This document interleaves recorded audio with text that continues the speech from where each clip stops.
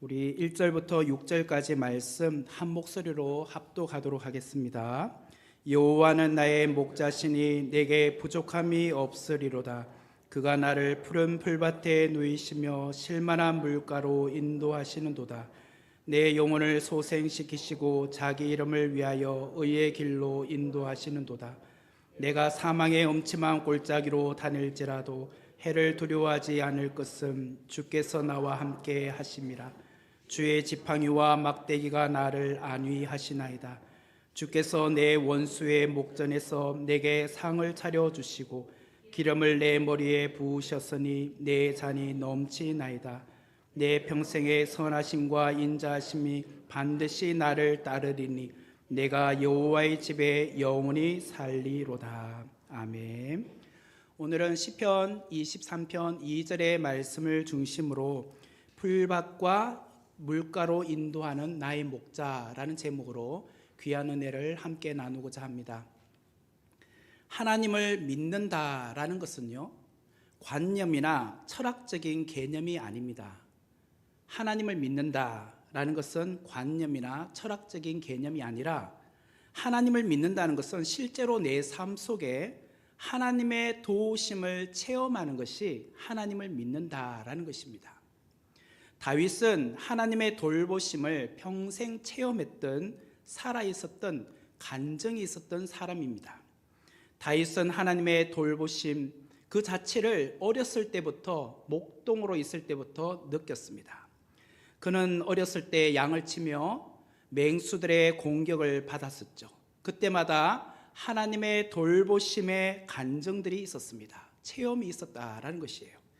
그리고 훗날에 다윗은 10년간 사울의 추격을 받으며 도망 다닐 때에도 하나님께서 그와 함께 하신 돌보신 간증, 체험이 있었던 사람입니다. 또한 수많은 전쟁터에서 싸울 때에 날아오는 화살이나 적들의 칼날로부터 하나님의 도우심을 체험했던 사람이기도 합니다. 이러한 하나님의 돌보심의 체험은 다윗으로 하여금 하나님을 더욱 신뢰하게 만들었다라는 것이죠. 시편 23편은 지난 시간에도 말씀드린 것처럼 다윗이 노년에 아들 압살롬의 반역 때에 피신하여서 도망가면서 썼던 시였습니다. 다윗은 생명의 위협을 느끼는 위기에서 여호와는 나의 목자시니 내게 부족함이 없으리로다 라고 고백을 했습니다. 어떻게 다윗은 위기 상황에서도 이런 고백을 할 수 있었을까? 그것은 과거 수없는 위기 가운데 하나님의 돌보심을 체험했기 때문이죠. 그 체험이 오늘 이 순간 내가 자식에게 도망다니며 피신하는 가운데서도 여호와는 나의 목자가 되셔서 내게 부족함이 없게 하시는 그런 분이심을 믿고 확신하며 나아가고 있었다라는 것입니다. 특별히 다윗은 목동으로 양을 키워본 경험이 있었던 사람입니다. 누구보다도 목자의 마음을 잘 알고 있었던 사람입니다. 목자가 양들을 위하여 무슨 일을 하며 양들을 돌보기 위하여 얼마나 많은 수고를 하는지 다윗은 알고 있었습니다. 그러므로 다윗은 여호와는 나의 목자가 되신다라는 이 고백을 가지고 그 하나님에 대한 절대적인 신뢰 그리고 절대적인 안전을 믿음으로 고백하면서 시편 23편을 썼습니다. 오늘 이 시간에는 2절의 말씀을 중심으로 내용을 살펴보고자 합니다.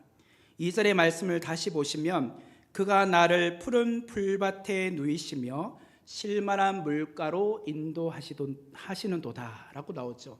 2절에서 푸른 풀밭 그리고 쉴만한 물가라는 단어가 나옵니다. 여러분, 이 푸른 풀밭과 쉴만한 물가라는 단어를 연상하면 어떤 것이 가장 먼저 떠오르십니까?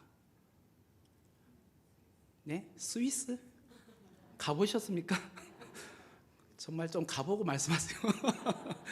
저는 안 가봤기 때문에 그것은 그냥 TV 화면으로 보는 거라 당장 떠오르진 않는데 가본 장소 중에서 대관령 양떼 목장 떠오르는 것 같아요. 화면 한번 보실까요? 이거는 인터넷에서 이렇게 대관령 양떼 목장 사진을 제가 다운받은 건데 아이들 데리고 몇 번을 가봤었어요. 강원도 가다가 중간에 대관령 이렇게 고개를 넘어가다가 양떼 목장을 가봤는데요. 바로 이 장면이에요. 하늘은 굉장히 푸르죠. 뭉게구름인지 뭐 그렇게 있고 밑에는 산 등성이로 푸른 풀밭이 쫙 깔려서 양들이 한가로이 풀을 뜯고 있습니다. 마치 한 폭의 그림 같죠. 너무나도 목가적인 분위기입니다. 하지만 이스라엘을 가본 분이라면 우리가 이렇게 대관령의 양떼 목장과 같은 이미지를 전혀 볼 수가 없습니다. 나는 분명히 푸른 풀밭, 쉴만한 물가라고 성경책에서 봤는데 그런 것이 있을 거라고 상상하고 갔는데 막상 가보면 그런 곳을 전혀 찾을 수가 없어요. 지난번에 제가 1월 첫째 주 주일날 본문 때 언급을 했는데 신명기 11장 11절 말씀에 보면 너희가 건너가서 차지할 땅은 산과 골짜기가 있어서 하늘에서 내리는 비를 흡수하는 땅이요 라고 합니다. 여기 보면 너희가 건너가서 차지할 땅은 바로 가나안 땅, 이스라엘 땅을 말해요. 그 땅의 특징은 산과 골짜기가 있다는 거예요. 비를 흡수하는 천수답이라고 표현을 합니다. 그 다음 화면을 보시면은 바로 이스라엘 땅이 이렇습니다. 약간 비슷하게 눕혀놨지만 위에 이제 갈릴리 바다가 있고 그 파란색으로 쭉 내려오는 것이 요단강이에요. 그리고 제일 밑에 조금 웅덩이처럼 큰 곳이 사해 바다입니다. 그 중심으로 보면 요단 계곡을 중심으로 양쪽에 산맥이 이렇게 좀 높아요. 그래서 해발 한 750m 이 높이로 중심으로 예루살렘, 베델, 그 다음에 베들레헴, 헤브론 이렇게 쫙 연결되어 있습니다. 이것을 중앙 산악지대라고 합니다. 그 다음 화면에 보시면 잘 안 보이시죠? 조금 이렇게 크게 해서 위에부터 조금씩 이렇게 보면 좋을 것 같습니다. 위쪽이 갈릴리 바다인데요. 그 갈릴리 바다 거기 보면은 옆으로 보면은 초록색으로 된 것이 있잖아요. 그 산지입니다. 산지. 그림을 좀 보여주시면 좋겠는데. 그냥 넘어갔네요. 아니 그 다음 화면. 네. 여기 보면 위에 이제 잘 안 보이시겠지만 상부 갈릴리가 있고 하부 갈릴리. 그 다음에 그 사이에 이스라엘 평원이라고 있습니다. 이스라엘 평원이 있고 평야가 있고 그 다음부터 길보아 산지, 에브라임 산지, 베냐민 산지, 유다 산지 이렇게 되어 있어요. 그러니까 전부 다 산지예요.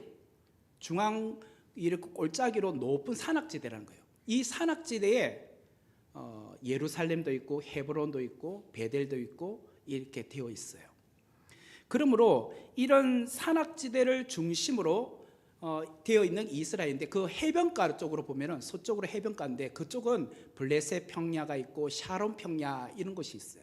근데 이쪽은요 사실 이스라엘 땅이 아닙니다. 블레셋 땅입니다. 그래서 이스라엘이 점령하지 못했던 지금으로 말하면 팔레스틴 자치구가 있는 가자 지구가 바로 블레셋 평야와 샤론 평야가 있는 이 땅이에요. 그러니까 이스라엘 땅은요 주로 다 산맥들이 있고 그 옆에 또 유다 광야 또 밑으로는 네게브 사막 이렇게 참 굉장히 평야가 거의 없는 땅이 이스라엘 땅이라고 보실 수 있습니다. 그러므로 이스라엘의 목초지는 남북으로 있는 이 중앙 고원 산지의 해발 500m에서 1000m 사이에 목초지가 형성되어 있어요. 이 외에 나머지는 돌이 많고 험준한 산 그리고 골짜기로 되어 있거나 혹은 메마른 광야로 형성되어 있다라는 거예요. 그렇기 때문에 양을 키우기가 참 적합하지 않는 땅이 이스라엘 땅이라고도 할 수 있습니다. 여기에 더 나아가서 이스라엘은요 10월부터 3월까지가 우기입니다. 우리로 말하면 봄, 여름, 가을, 겨울이 4계절이 뚜렷하잖아요 우리나라는. 그러나 이스라엘은 그렇게 뚜렷하지 않아요. 그래서 오히려 우기와 건기로 나누어야 돼요. 그래서 10월부터 한 3월, 4월까지가 우기라고 합니다. 그리고 4월부터 9월까지가 건기입니다. 그런데요, 이 우기 때는 보리와 밀 농사를 지어요. 그래서 우리가 룻기 때 함께 살펴보았지만 보리 추수와 밀 추수를 할 때 룻과 나오미가 베들레헴으로 돌아오는 장면을 보지 않습니까? 이 우기 때 10월에서 3월경에 이제 풀이 자라기 시작을 하는 거죠. 그러다가 4월이 되면 건기가 시작이 됩니다. 그래서 이 동쪽으로 가면 아라비아 사막이 있는데 아라비아 사막에서 불어오는 뜨거운 바람, 이 공기가 이 이스라엘 땅으로 오면서 점점 풀들을 마르게 만드는 거예요. 메마르게 만드는 거죠. 그러다 보니까 목초지가 점점 사라지게 되는 것입니다. 그리고 심지어 낮 시간에는 사람들이 외출하기도 힘들어요. 우리가 요한복음 4장에 보면 사마리아 여인이 낮 시간에 물동이 들고 야곱의 우물에 갔지만 그거는 정상적인 상황이 아닙니다. 주로 해가 떨어질 쯤에 가는 것이 맞아요. 이처럼 날씨가 무덥고 하다 보니까 양들은 치명적이에요. 왜? 양들은 털이 많잖아요. 그러다 보니까 건기가 시작이 되면 목동들은 이 양들의 털을 깎아줘야 됩니다. 그래야지 좀 몸이 좀 가볍고 덜 더워해야지만 살아갈 수 있거든요. 그래서 양들은 초식 동물이기 때문에 풀이 점점 마르고 또 먹을 것이 줄어들다 보니까 이렇게 목초지가 점점 찾아가기가 쉽지 않는 거예요. 더군다나 건기가 되면 비도 내리지 않기 때문에 마실 물조차도 점점 고갈되고 맙니다. 그래서 고대 이스라엘 사람들은 마을 전체가 함께 관리하고 운영했던 우물을 주로 많이 사용을 했었습니다. 그런 내용이 성경 곳곳에 등장하고 있는데 그 대표적인 이야기가 창세기 29장 1절부터 3절의 말씀을 보면 야곱이 길을 띄워주세요. 창세기 29장 1절에서 3절 야곱이 길을 떠나 동방 사람의 땅에 이르러 본즉 들에 우물이 있고 그 곁에 양 세 떼가 누워 있으니 이는 목자들이 그 우물에서 양 떼에게 물을 먹임이라. 큰 돌로 우물 아귀를 덮었다가 모든 떼가 모이면 그들이 우물 아귀에서 돌을 옮기고 그 양 떼에게 물을 먹이고는 우물 아귀 그 자리에 다시 그 돌을 덮더라. 보세요. 물이 마르다 보니까 공동으로 관리하는 우물에 가서 양떼들에게 물을 먹였다라는 이야기죠. 그리고 출애굽기 2장 15절과 16절의 말씀을 보면 바로가 이 일을 듣고 모세가 죽이고자 하여 찾는지라 모세가 바로의 낯을 피하여 미디안 땅에 머물며 하루는 우물 곁에 앉았더라. 그 다음에 미디안 제사장에게 7딸이 있었더니 그들이 와서 물을 길어 구유에 채우고 그들의 아버지 양떼에게 먹이려 하는데, 여기도 보면 물을 가지고 구유에다가 채워서 아버지 양떼 거기에 물을 먹이려고 했다, 이 장면이 나오죠. 이런 걸 보면은 이스라엘은 물이 귀하기 때문에 건기가 되면은 우물을 통하여서 양들에게 물을 먹였다라는 것을 볼 수가 있습니다. 결국은 이스라엘은 푸른 풀밭과 쉴만한 물가가 지천에 깔려 있는 것이 아니에요. 그게 거의 덤을 닫고 보셔야 돼요. 그래서 목자는 양들을 위하여 수고를 해야 됩니다. 목자는 양들을 위해서 수고를 많이 해야 된다는 거예요. 심지어는 목자는 자신의 생명에 위협을 느낀다 할지라도, 위협이 있다 할지라도 양들을 위해서 수고를 아끼지 않는 사람이 누구냐? 목자였다는 거예요. 그래서 첫 번째로는 푸른 풀밭으로 인도하는 나의 목자에 대해서 살펴보겠습니다. 앞에서도 말씀드렸지만 목자는 양들을 푸른 풀밭으로 찾아 나서지요. 근데 특별히 건기가 시작이 되면 동쪽으로부터 뜨거운 아라비아 사막에 바람이 불어오기 때문에 푸른 초목 풀이 점점 시들고 메말라 간다고 말씀을 드렸습니다. 그래서 그 다음 화면을 보시면 목자들은 중앙 골짜기, 아까 중앙에 있는 산지들이 있다고 했죠. 그 산지의 해발 500m에서 1000m가 되는 북쪽 경사면이에요. 거기로 양들을 몰고 가요. 왜냐하면 우리가 동서남북 중에서 동쪽과 남쪽과 서쪽은 해가 이렇게 떴다가 남쪽으로 해서 비치고 서쪽으로 지잖아요. 그렇기 때문에 뜨거운 태양으로 인해서 풀이 다 말라요. 그렇지만 북쪽 경사면은 그나마 풀이 있다는 거예요. 특별히 더 골짜기 깊으면 깊을수록 풀이 남아 있어요. 그래서 그쪽으로 양들을 이끌고 가요. 그런데 문제는 이 경사면이 심하면 심할수록 거기에는 습기가 있고 또 발이 미끄러워지기 때문에 참 위험하다는 거예요. 그래서 그 당시에 목자들은 주로 샌들을 신고 다녔잖아요. 그 다음 화면을 보시면 목자들은 가죽에 끈을 달아서 발에 묶어놓은 샌들을 신고 다녔는데 이 가죽으로 만든 이 신발이 생각보다 미끄러워요. 특별히 습기가 있는 곳을 지나가다가 조금만 발이 미끄러지면 거기는 경사면이 가파르면 바로 뒹굴뒹굴 굴러서 밑에까지 떨어지면 잘못하면 죽을 수도 있고 또 심지어는 다치거나 하는 위험이 있는 곳이 이 북쪽 경사면이었다는 것이에요. 하지만 이 목자는 자기의 안위보다 자기의 안전보다도 양들을 위해서 가는 거예요. 왜? 양들을 먹여야 되잖아요. 꼴을 먹이려면 그쪽을 가야 되기 때문에 내가 혹 위험에 노출된다 할지라도 양들을 위해서라면 내가 가야 된다라고 해서 자기가 힘써 노력해서 그곳으로 양들을 이끌어 갔다는 거예요. 심지어는 또 양들도 가다 보면 위험할 수 있죠. 그러면 양들이 거기서 넘어지거나 굴러서 떨어지려고 하거나 아니면 길을 잃으면 목자 그 양을 찾아 나서는 겁니다. 그래서 100마리 양에 대해서 이야기할 때 한 마리 어린 양을 잃어버렸을 때 목자가 그 양을 찾아 나서는 이야기가 우리가 이제 신약 성경에 나오지 않습니까? 이처럼 목자는요, 이 모든 위험에 노출되어 있지만 목자는 그 양들을 위하여서 자기 목숨까지도 걸고 심지어는 그 양들을 먹이기 위해서 심지어는 양들이 위험에 노출된다 할지라도 그것을 구출해내는 그 모든 그런 상황을 알면서도 그곳으로 데려간다라는 거예요. 과거에 다윗은 목동 생활을 했던 좋은 목자였습니다. 다윗은 자신의 안위보다도 가파른 북쪽 경사면으로 양들을 인도했던 자신의 경험을 잘 알고 있었습니다. 그러므로 이 선한 목자 되신 하나님도 나를 지금 당장은 내가 볼 때는 고난의 길을 가고 있죠. 어려움의 길, 광야의 길을 가는데 나도 옛날에 목동으로서 어렸을 때 내가 양들을 그런 위험한 곳으로 데려갔지만 그 데려가는 것은 결국 양들에게 푸른 풀밭으로 인도하는 길이잖아요.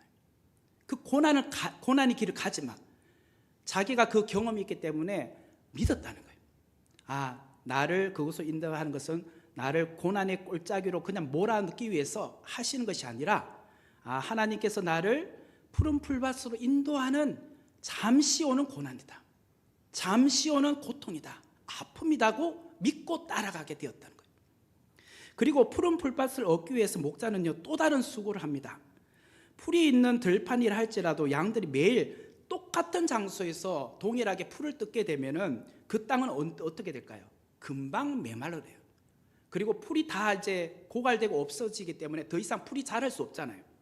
그러므로 목자에게는 반드시 올해는 이곳 지역에 양들을 풀어놓고 양들에게 푸른 풀밭으로 먹였다면 그 다음에는 이쪽으로 가면 안 되고 왼쪽 편에 B 루트로 가는 거예요. A 루트는 올해 가고 B 루트는 그 다음에 가는 거예요. 그러면은 어떻게 하냐면 A 루트의 이 지역에다가 양들을 풀어놓고 양들에게 푸른 풀밭에 이제 풀을 뜯게 한 사이에 목자는 양들이 쉬고 있을 때에 B 루트로 잠시 갑니다. 거기 가서 푸른 풀밭을 조성해 놔야 돼요. 거기에 보면 돌짝들이 있죠. 뭐 돌들도 있고 또 잡초들도 날 거고 독초들도 있단 말이에요. 그것을 조성을 해놔야 돼요. 뿌리도 뽑고 또 거친 돌들이 있으면 다 제거해 놓고 그래서 그 다음에 왔을 때 이곳에 푸른 풀이 자랄 수 있도록 조성을 해놓는 일을 누가 하느냐? 목자가 했다는 거예요. 그러면서도 틈틈이 와서 양들을 확인하고 그러므로 양들은 풀을 먹고 잠시 앉아서 쉬는 동안에도 목자는 쉬지 않았다는 말이에요. 목자는 끊임없이 이 양들을 생각하며 그 다음에까지도 준비하며 또 다른 장소에서 풀을 조성해 놓는 그 일을 했다는 거예요. 결국 푸른 풀밭이 되기까지 목자는요 이처럼 많은 수고를 해야만 했습니다. 매년 양들이 푸른 풀밭이 조성되어 있는 곳을 가기 위해서는 그냥 매번 풀이 조성되는 것이 아니라 목자의 수고가 동반되었기 때문에 푸른 풀밭이 되고 초장이 될 수 있었다라는 거예요. 2절의 말씀을 보면은 그가 나를 푸른 풀밭에 누이시며라고 합니다. 양들이 푸른 풀밭에 눕는다, 이 표현을 쓰고 있는데, 그런데 양들이 어딘가에 눕는다는 것은 사실은 쉬운 일이 아니었다고 합니다. 왜냐하면 양이 배가 고프면요 절대로 눕지 않는다고 합니다.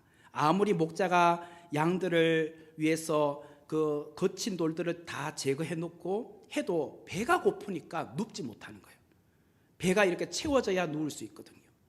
그리고 두 번째는 양들은 불안하고 두려우면 눕지 않았다고 합니다. 주위에 맹수들의 소리가 난다든지, 또 목자가 자기의 눈에 시선에 보이지 않으면 불안하잖아요. 그러면 누워서 잠을 잘 수가 없었다는 거예요. 그리고 더 나아가서는 잠자리가 불편하면 또 잠을 잘 수 없어요. 이제 배가 부르고 또 목자도 옆에 있지만 이렇게 누우려고 했더니 거친 이렇게 돌들이 있거나 풀이 거칠거나 이러면 누워도 잠자리가 편하지 않잖아요. 그러면 잠을 잘 수가 없었다는 거예요. 이럴 때 제일 바쁜 사람이 누구냐? 목자입니다. 목자는 양들이 편히 누울 수 있도록 모든 환경을 조성을 해놔야 돼요. 양들이 풀을 뜯고 있는 중에도 틈틈이 오늘 이 밤에 양들이 잠을 잘 때에 불편함이 없어야 되잖아요. 그래서 중간중간에 돌들을 다 치우고, 여기에 뭐 예를 들면 A라는 양이 누웠을 때 잠자리가 괜찮을까? 그걸 확인하고 또 이제 돌도 치우고, 또 뭐 가시가 있는 나무 조각들도 다 치우고, 그런 일을 수시로 했던 사람이 누구냐? 바로 목자였다라는 것이에요.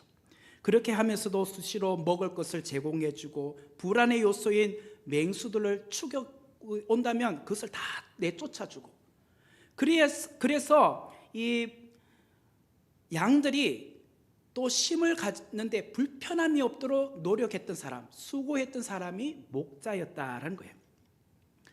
저와 여러분의 목자이신 하나님은 우리가 푸른 풀밭에서 꿀을 먹을 수 있도록, 그리고 그곳에서 편안히 누울 수 있도록 끊임없이 수고하고 계시는 분이다라는 거예요. 그렇기 때문에 여호와는 나의 목자라는 거예요. 우리는 그러므로 염려할 필요가 없어요. 염려는 누가 하느냐? 목자가 하는 겁니다. 그죠? 목자가 나를 위해서 염려하잖아요. 아, 우리 양이 배가 고프진 않을까? 우리 양이 지금 불안해하는 것은 없을까? 두려워하는 것은 없을까?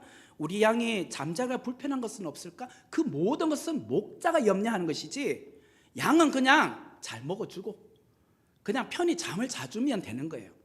여러분, 가난하게 보세요. 가난하게가 엄마 아빠가 지금 얼마나 힘들어하는지 다 이해합니까?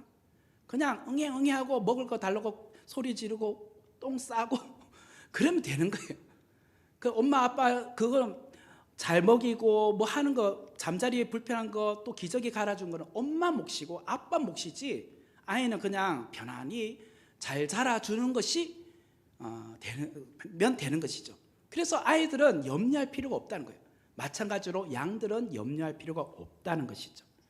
마찬가지로 이스라엘 백성들이 광야 40년을 살 때에 사실은 하나님께서 그들에게 목자가 되어주셔서 만나로 먹여주셨잖아요. 그것이 하루 이틀도 아니고 40년이었습니다. 그렇게 가능했던 것은 여호와 하나님이 그들의 목자가 되어주셨기 때문입니다. 이처럼 이스라엘 백성들은 하나님께서 이끌어주신 그 광야의 여정에서 한 번이라도 굶주려서 죽은 적이 없었습니다. 목자가 그들에게 먹을 것을 주셨고, 잠자리가 불편하지 않도록 해주셨고, 두려움의 요소들, 그런 광야에서 만날 수 있는 모든 그런 위험의 요소들을 다 제거해 주었던 분이 누구냐? 여호와 하나님이셨다는 거예요. 그렇기 때문에 우리는 마태복음 6장 31절 32절의 말씀을 기억해야 합니다. 그러므로 염려하여 이르기를 무엇을 먹을까, 무엇을 마실까, 무엇을 입을까 하지 말라. 이는 다 이방인들이 구하는 것이라. 너희 하늘 아버지께서 이 모든 것이 너희에게 있어야 할 줄을 아시느니라.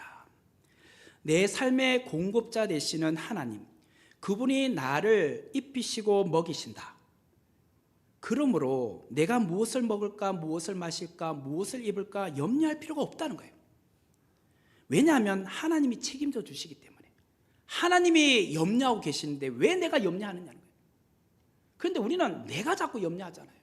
하나님 제발 염려하지 마세요. 제가 염려할게요. 하나님은 그냥 쉬고 계세요. 그럴 필요가 없어요. 하나님이 우리 인생을 책임져 주신다는 거예요.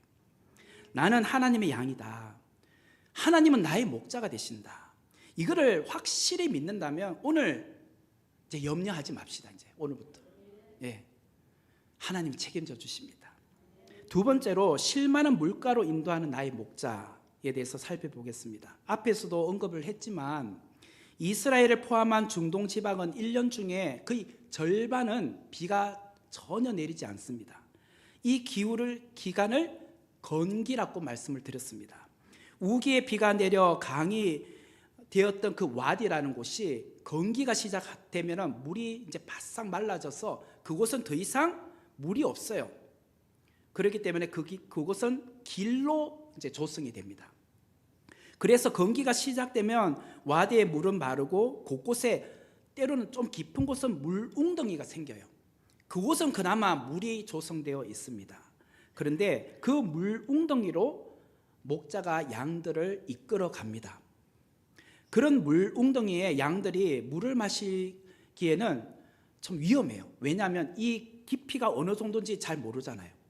그리고 발을 잘못 헛디디면 양들은 털이 많기 때문에 물에 빠지면 또 위험해지기 때문입니다. 그래서 목자는요, 양들이 물을 마시기에 편하도록 어떻게 하느냐면 그 물 웅덩이가 어느 정도 깊이인지 확인하고 조금 깊다라고 생각하면 돌들을 들고 와서 물에다가 던져요. 그래서 물 수위를 낮춰요. 발을 이렇게 디뎌도 자기가 이렇게 들어가도 아무 문제 없을 정도의 높이까지 돌을 이렇게 쌓아놔요. 그래서 거기 가서 물을 마실 수 있도록 하는 거죠. 근데 그 돌도 그냥 거친고 삐쭉삐쭉한 돌이 아니라 최대한 평평한 돌로, 양들이 이렇게 네 발을 디뎌도 넘어지거나 삐끗해서 쓰러지지 않도록 그런 돌들을 다 가져와서 차곡차곡 쌓아 놓는 사람이 누구냐? 목자라는 거예요. 그렇기 때문에 양들이 잔잔한 물 웅덩이에 물을 마시면서 위험하지 않다는 것을 계속 주시를 해주는 사람이 누구냐? 목자였다라는 거예요. 그런데요, 이렇게 물을 마실 수 있는 것을 조성을 해 놓았지만 양들은요, 물을 또 못 마셔요. 왜 그러냐면 야생 동물들이 주위에 있을 수 있거든요. 야생 동물들도 물을 마시러 오잖아요. 물만 마시러 오는 것이 아니라 양들을 잡아먹기 위해서도 그곳에 옵니다. 그렇기 때문에 양들이 고개를 숙이고 물을 마시는 중에 혹여나 그런 사자나 늑대와 같은 야생 동물들이 와서 자기를 이렇게 목덜미를 물면 어떡할까, 이런 불안함 때문에 양들이 선뜻 또 물을 못 마신대요. 그래서 목자는 어떻게 하냐면 그때 피리나 수금을 연주해 준다는 거예요. 피리를 불거나 수금을 연주해 주는 거예요. 수금은 이래 손에 들고 있는 하프라고 생각하시면 됩니다. 드릉드릉드릉 이렇게 치는 거예요. 그래서 있잖아요, 목자가 피리를 불거나 또 하프를 연주하는 것은 여유 있어서 여가 활동으로 하는 것이 아닙니다. 심심해서 취미로 부르거나 취미로 연주하는 것이 아니라 양들에게 안심을 시켜주기 위해서 피리를 불어주는 것이고 또 연주를 해주는 거예요.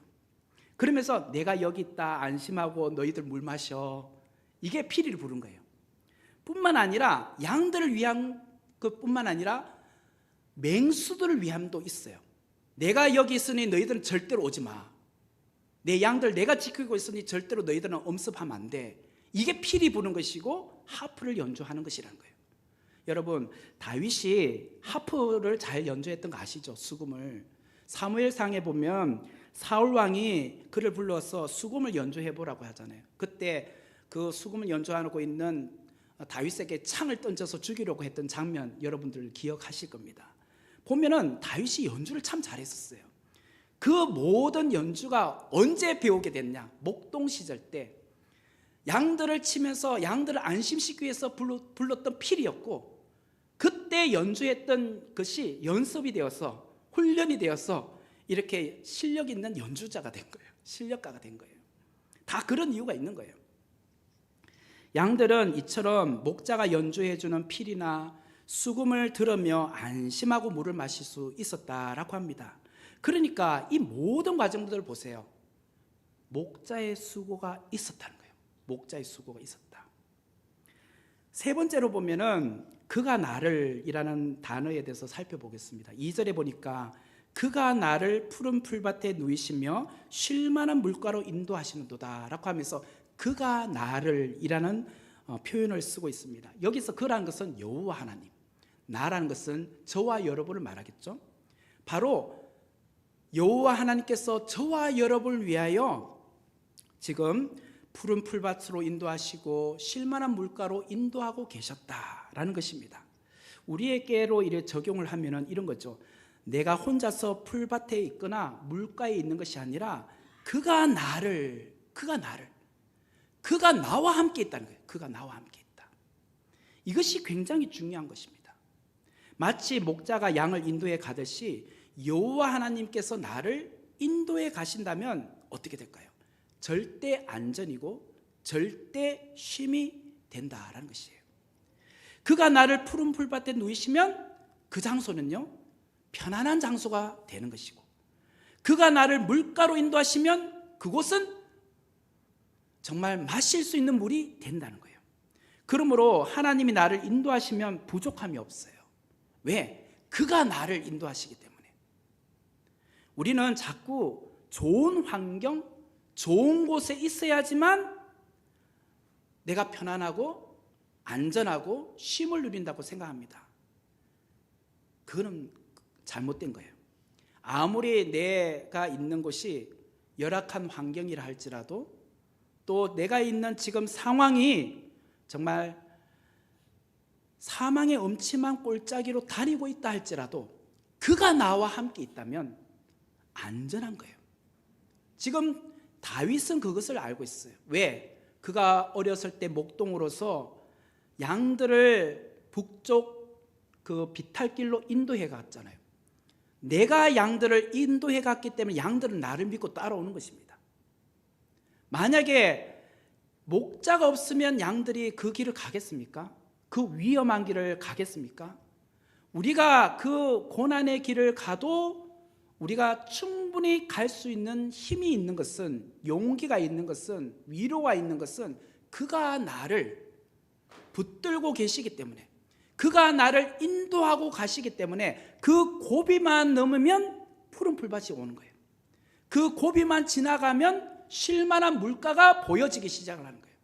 그러므로 지금 우리에게 잠시 있는 이 고난, 잠시 받는 고통, 아픔, 이거는 그가 나와 함께 있다는 것을 확신한다면 그 고난도 이겨낼 수 있는 힘이 생긴다는 것이죠.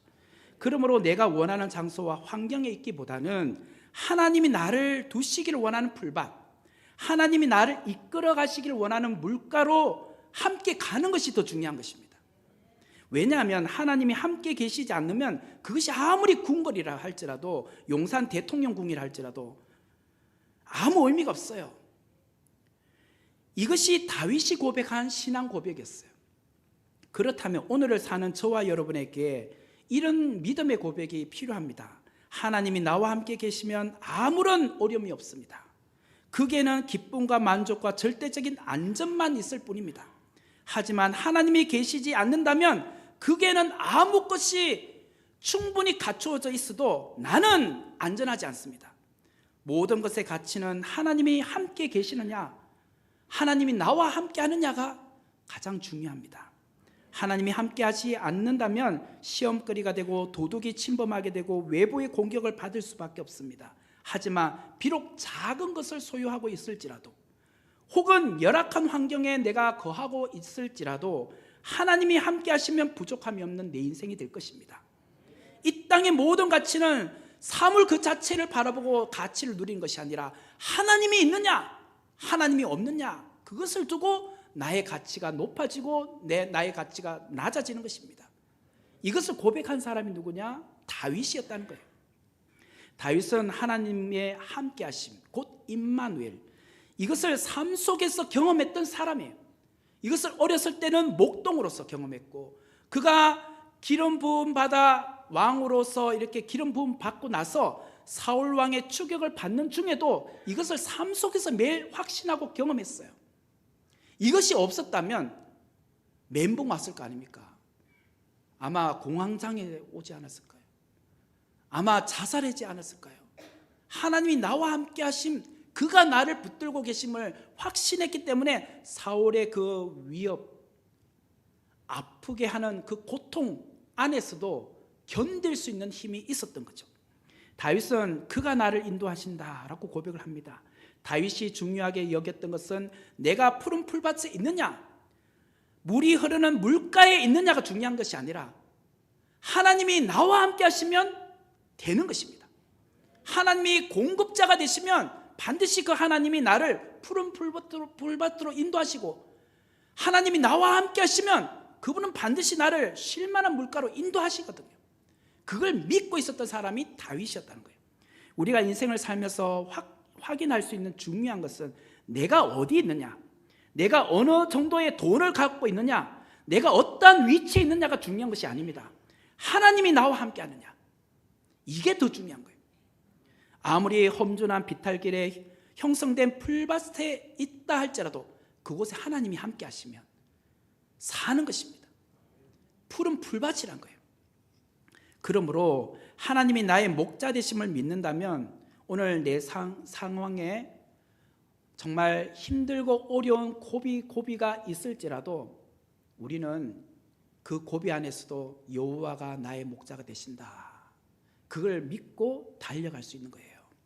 하나님이 인도하시면 부족함이 없습니다.